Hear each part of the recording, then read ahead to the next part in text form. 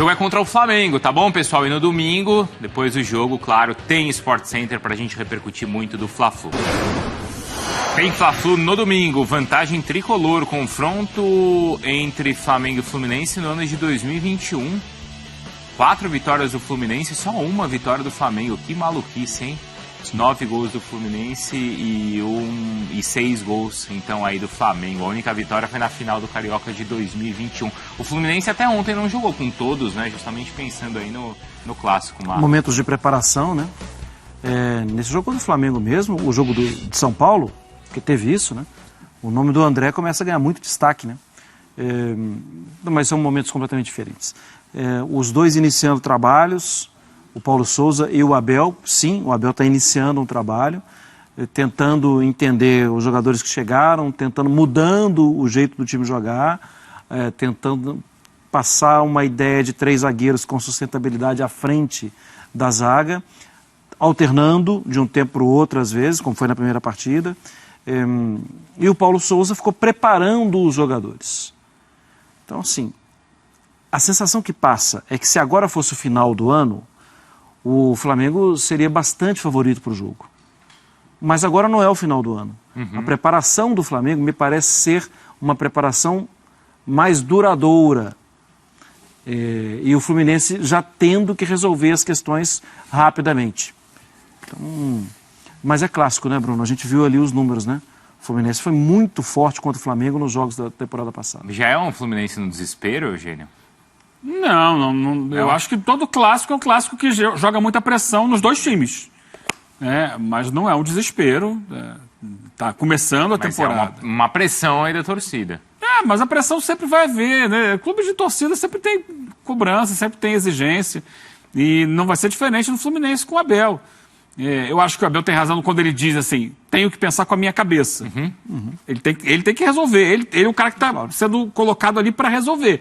Mas ele precisa entender o contexto do clube para tomar as decisões dele, né? Especialmente no jogo de ontem. Pensando contra o Flamengo, eu acho muito mais compreensível que ele queira assim, deixa eu primeiro não tomar o gol, porque do outro lado é o Flamengo. Se fez isso contra o Audax, imagina contra o Flamengo. Primeiro eu não vou tomar o gol, primeiro eu vou fechar aqui, aí sim, aí cabe. 3 zagueiros, segura um pouco os alas, 2 homens aqui na frente, ok, eu vou quando der. E vou tentar, porque o Fluminense, inclusive, ganhou do Flamengo, recentemente no Campeonato Brasileiro, o Marcão era o técnico, mas é assim também. Eu vou quando der. Vou de vez em quando, vou lá, dou uma estocada, faço o gol, entendo os espaços que o Flamengo cedia no passado e vou construindo. Daqui a pouco, quando o jogo se tornou mais à vontade para o Fluminense, ele se solta. Um pouco mais, senti que o adversário fraquejou, vamos crescer.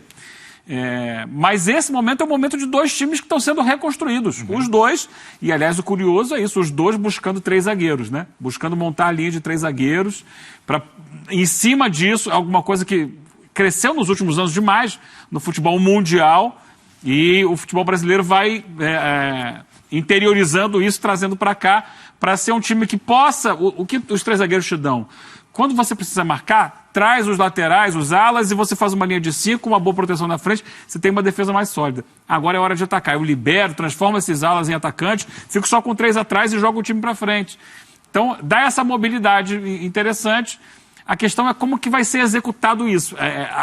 Imagina uma diferença muito grande da execução do Flamengo para a execução do Fluminense. Depois vamos colocar na tela ali o time do Flamengo também, para a gente ver essas opções todas que a gente estava discutindo no ano passado. Aliás, no programa passado. Até porque de peças aí o Flamengo tem muito mais, né, Marra? E a gente já deve ver no jogo contra o Fluminense uma cara, acho que até diferente do que foi no jogo passado. Então, apesar do Fluminense ter contratado muitos jogadores, né?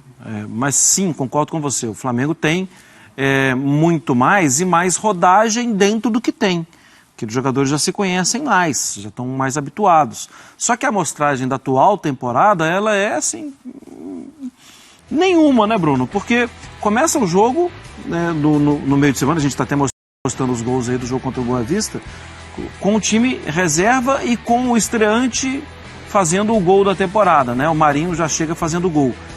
E depois, no segundo tempo, até por uma questão de regra, não dá para trocar os 11, né? Porque é um jogo de campeonato carioca. Vários jogadores que, inclusive, nem tinham treinado todo o tempo, como o Everton Ribeiro, como o Gabigol, tendo a oportunidade de jogar 45 minutos. É bem diferente. A amostragem, ela não é conclusiva, mas o trabalho e o elenco do Flamengo ajudam a acreditar que o Flamengo pode novamente entrar no caminho certo. Vamos então para a tela, tá? Ver exatamente o que Eugênio Leal separou pra gente aí, Eugênio. Esse é o time que jogou na última partida, certo? Justamente. Aqui na tela, eu nem vou levar tanto em consideração os nomes, mas é a escalação que iniciou o jogo contra o Boa Vista, na última terça-feira. Por quê? A ideia é mostrar, tentar dar uma diretriz do que é esse novo Flamengo, a temporada. E eu dizia ontem o seguinte, o que fez o Paulo Souza em termos de desenho tático? Vamos lá, a gente está vendo aqui o Noga como zagueiro, né? Esquece o nome. O Flamengo tinha isso aqui. Basicamente o que o Flamengo tinha no passado, né? Os laterais, 2 zagueiros, 2 volantes, um homem aberto de cada lado e o centroavante. E por trás deles, um homem que articulava na intermediária, a Arrascaeta. Esse novo sistema do Flamengo, o que pega? Coloca mais um zagueiro.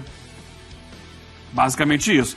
E esse espaço? Ok. A gente vai ter esses jogadores que eram mais de ponta, como o Michael, mais por dentro, ou Everton Ribeiro, que já entrava muito mais por dentro, porque acabam sendo 3 homens na área. E esse corredor aqui é do lateral. Então, em alguns momentos, a gente vai ver o Flamengo na fase ofensiva de construção, assim, ó. Não tô levando em consideração os nomes, tá? Esse cara aqui vai virar atacante. E aí chega com 5. Esses 2 vão proteger. Os zagueiros aqui internos, eles abrem um pouquinho mais para cobrir lateral, com 2 homens por dentro aqui. E 5 atacantes. Basicamente é isso. Agora, o que o Flamengo fez? O Flamengo colocou aqui Everton Ribeiro. Aqui está René. Aqui, teoricamente, no Flamengo era Felipe Luiz. Pode ser o Everton Ribeiro aqui. No lance de um dos gols, houve uma inversão. Entrou o Everton Ribeiro, o Vitinho fez a ponta aqui. Então, a questão agora da gente imaginar o exercício do próprio técnico Paulo Souza é como resolver, em termos de nome, um Flamengo que vai ter, a maior parte do tempo, um desenho muito parecido com isso aqui, tá? 3 atacantes mais perto da área, o corredor para os alas e os homens de criação por aqui. Basicamente, aí você tem várias opções. Aqui pode ser Isla, pode ser Mateuzinho, pode ser Marinho, pode ser Rodinei, pode ser Marinho. O Marinho está aqui, mas aqui pode ser Gabigol, para o Pedro entrar aqui. Ou pode ser o Gabigol aqui com o Marinho aqui. Aqui pode ser Vitinho, pode ser Bruno Henrique, pode ser Arrascaeta. Aqui pode ser um monte de gente jogando no time do Flamengo. Aqui na lateral esquerda, Felipe Luiz, René, o Rodinei entrou no final do jogo assim, dessa forma. Pode ser Bruno Henrique. Pode ser Vitinho, pode ser Bruno Henrique, um monte de gente. Aqui pode ser Thiago Maia, João Gomes, Arrascaeta, Diego Ribas, Arão. Ou seja, uma infinidade de nomes. A questão é fazer isso funcionar. Agora, ali naquele lado esquerdo, lá em cima, eu já tô querendo visualizar o Cebolinha jogando por ali, hein? Também. Não é? Porque agora tem essa especulação, especulação não, a informação que vem lá de Portugal que o Flamengo pode pagar aí mais de 70 milhões de reais para um pedido do Paulo Souza para ter o Cebolinha. Que é muito bom jogador, que continua sendo muito bom jogador e que poderia enriquecer ainda mais as possibilidades que o elenco do Flamengo oferece, né, Bruno?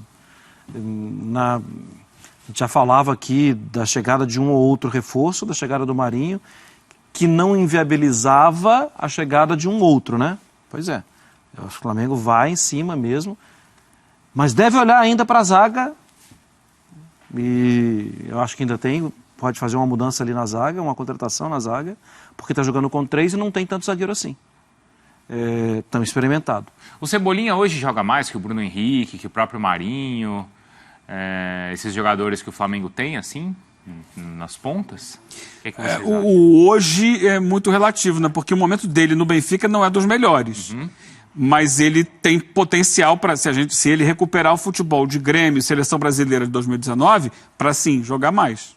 E não podemos esquecer que o Marinho e o Bruno Henrique, eles já têm uma idade também avançada, certo? E o Cebolinha é um jogador por muito tempo. O Cebolinha tem 24 anos, 25? tudo bem, você tem pelo menos 5 anos aí em alto É um nível. jogador no auge, né? É um jogador no auge. Na parte física, ele está no auge da carreira. E também no aspecto de amadurecimento psicológico, cognição, identificação do jogo, ele teoricamente tem que estar no melhor momento da vida dele. Os outros já estão, mas começando a chegar perto de uma curva um pouco diferente.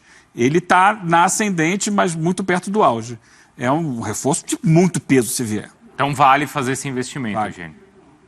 Assim, no caso, assim, é um investimento mais, para mim, de retorno técnico para o clube. Né? Sim. Eu acho que não tem nem que pensar, depois eu vou vender. Mas não. É para trazer para o cara, como, por exemplo, o Gabigol. O Gabigol é um cara para o Flamengo aproveitar por muito tempo, para ter um retorno técnico. E hoje o dinheiro que o Flamengo tem permite a ele fazer algumas contratações, não só pensando em revender depois. Não, esse cara aqui vai me fazer dinheiro. Não, esse cara vai me dar retorno. Eu vou ser campeão com esse cara jogando. Vai me dar título, que é o que interessa. O que é, por exemplo, o caso do Bruno Henrique, né, no Flamengo. O Bruno Henrique dá a conquista, né? Não foi uma contratação feita pensando em revenda e foi uma contratação que deu certo. Ou alguém vai negar?